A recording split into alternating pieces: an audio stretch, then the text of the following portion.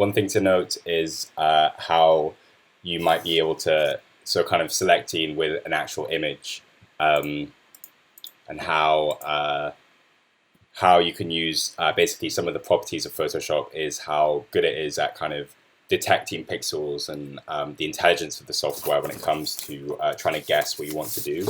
Um, so one of the things that it can do is to basically select an area based on detecting what pixels there are there.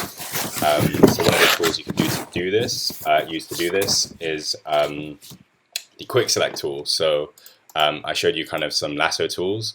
So let's say I wanted to select this boat here. So you could, if you wanted to, just try using the lasso tool and draw this out like so, but you might find that it's quite difficult to actually kind of follow the shape of the boat. So one tool that you can actually use is the quick select tool. So this tool basically lets you kind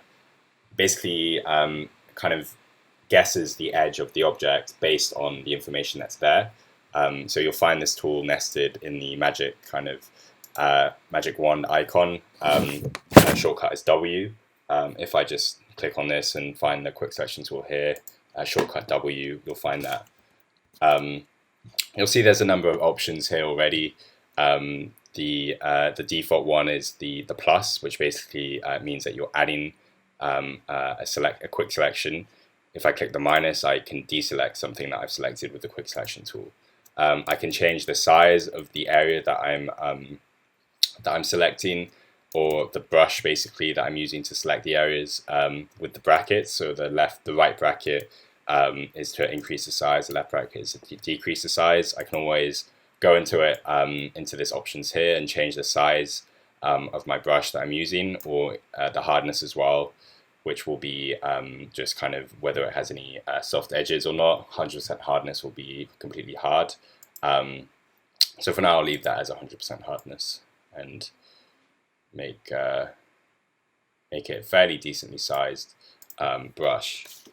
So basically, the quick selection tool will give edge detection, and it will automatically select by color and pixel. So it works best when you're working with objects that have maybe quite a high degree of contrast between the two different objects that you're selecting. So you can see with this boat that there is quite a big contrast between the tone of this boat and that of the sand. But it does have quite a difficult shape it has quite a difficult shape to outline without basically by hand. So if I draw over this, you'll see that it automatically selects out this area here. You'll notice that although it did really well with the upper part of the boat, it struggled a lot more with the lower part because the difference in tone for the bottom of the boat with the sand is less. So it's struggling a bit more with that, but we can always go back into it using this minus with the paintbrush here, and just go back into the areas we don't want, and just try and be a bit more fine with how we're selecting. As you can see, it's doing an okay job there. So you'll see that it selected that area there, and it's a pretty good match. So we're happy with that. Some of the other tools that you can use to select something in an image is the magic wand tool. So the magic wand tool works in a similar way by kind of giving approximation, like guessing kind of what the pixels are in an image and selecting based on that. It operates in a slightly different way in the sense that it instead of acting like a paintbrush, it will basically look at the image as a whole and just kind of guess what you want to select based on the area that you clicked on. So if I click on this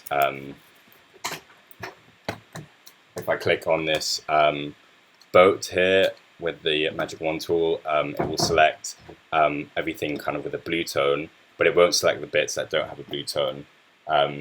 So you'll find that it's kind of more useful if you want to select, say, a much larger area than the quick selection tool.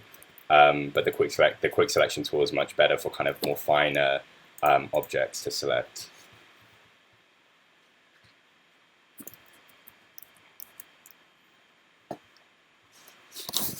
One tool that is very useful to know, especially if you want to do more kind of finite, detailed photo editing, is the healing tools. So you'll find the healing, most of the healing tools in this left menu nested in the J, so the J hotkey. At the moment, it might be the patch tool or the healing brush tool there at the moment. For now, we'll be looking at the spot healing brush tool to start with. So what the spot healing brush tool is basically a content-aware way of removing imperfections in an area, such as scratches in a surface or dirt or anything that's kind of undesirable if you want maybe a cleaner image. You can basically select, paint out an area, say on this boat, that I want to maybe get rid of this dirt, paint it out, and as you can see, it will try to kind of get rid of some imperfections there. It works better when working on a smaller area, so it'll work better if I work on patches which are surrounded by maybe more consistent tone but have smaller imperfections, as it basically works by looking at the pixels that are near the area that I've selected and trying to guess what I want to fill this imperfection with. As you can see, like that, it can do a pretty good job, but there will be some smudging and blurring that you might not want to. One important thing to note with this is that you can make sure that you work in a non-destructive way as well if you work on a new layer with this, and the spot healing tool will still work. Basically what I can do is to sample all layers when I select the healing tool, and it means that if I do this and I'm working on a new layer here, all the changes that is made to the image will have been put on a new layer, so I can quite easily hide the changes that I've made at each step instead of having to undo if I'm unhappy with it. Another useful tool to know is the patch tool. So if it's again nested in the menu with the spot healing brush. If I just click the patch, basically what this does is it lets me select an area that I want to have patched out, and basically moves that area to cover a different area. So if I say wanted to have this area patched out because there's too much dirt, then I can always select the area and then move to maybe a nicer kind of part of the boat which is a bit cleaner, and move this, and it will patch it out, and it will try and kind of accommodate for tone and stuff, and tone and light and color as well, like so. And you can see it's kind of done an okay job, but it's always helpful to kind of use these tools in combination with each other. So as I mentioned before, the spot healing brush tool is better for smaller areas, but I'd say the patch tool is more suitable for kind of larger areas I want to change. So I might start with the patch tool to kind of get rid of the larger dirt in this area, and then go back in with the spot healing brush and just try and patch out some of these smaller impurities in the image. Another tool that you will find useful to use is the healing brush tool. This works in a similar way to the spot healing brush, but it's more it's basically less automated than the spot healing brush. Whereas with the spot healing brush, all you had to do was select the area that you wanted. With the healing brush, you have to select a source point, so an area that you want to use as the source or the base of what you want to cover the area that you're healing out with. So to select the source, I can just click hold Alt, and then click, and it will select this. So I just want this as my source, this kind of cleaner part of the boat.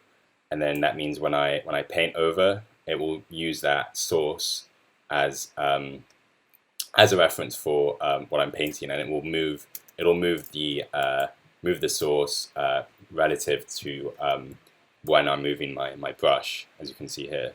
So it's helpful to be able to select an area where there's kind of a larger area of kind of cleanness. Another way of maybe doing a content-aware fill is to use the just a fill from the menu, which is a content-aware fill on its own. So let's say I wanted to get rid of maybe some impurities in the sand, like here. I can basically select an area here, quite basically. And if I go on edit and then find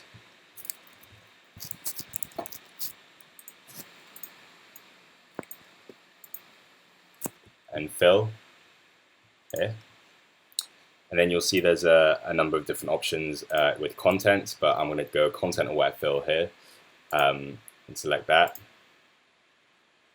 and make sure that I have the background layer selected with the image on it, and unlock that. And as you can see, it's used the content aware to try and fill in the area. So it's kind of done that in a pretty good way. You might find that it's useful to do this when there's kind of quite an obvious thing or object that you want to get rid of. But you can, if it's in a much bigger background, that would make it quite easy for Photoshop to detect what it wants you to fill it with. It's definitely quite useful for that. Another tool that you'll see is the content aware move tool. So this is a very handy tool for compositing images as well. What this lets you do is to basically move objects around your scene based on their surroundings. So you can move objects in the scene and still make them seem somewhat seamless, despite them being in a completely different position than they were as photographed. So I can find this again in the same menu as the patch tool and healing brush tools with J. And if I ever have this boat selected, let's say I wanted to move it to a different part of my image, I'll have the content aware move tool selected, and then I'll select this and move it to a different area, and then select that. And as you can see, it's tried to move this boat to a different area here, and then try to fill in the what was originally at the boat there with what it assumes to be the background. As you can see there, it hasn't done a great job, but again, you can always go back into it with the other healing tools to try and make it look better. There's a number of different ways to do this if you wanted to kind of composite an image to move something to a different place. But this is kind of a fast way of doing it, and which is why Photoshop is good, is that it does have these content-aware tools which do kind of simplify these sorts of things as well.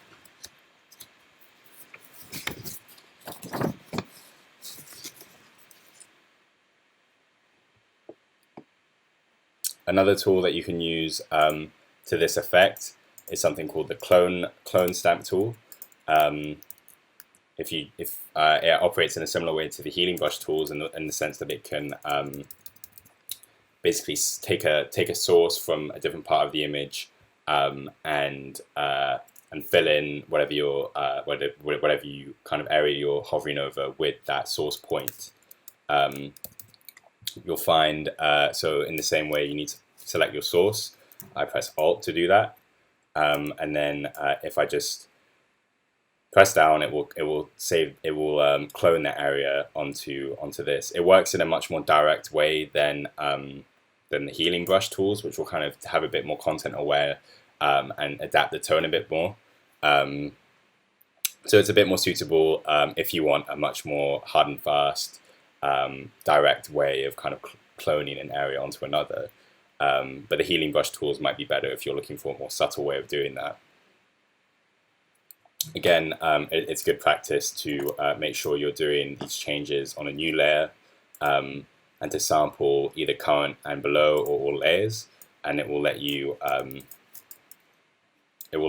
of make these changes in a non-destructive way, essentially.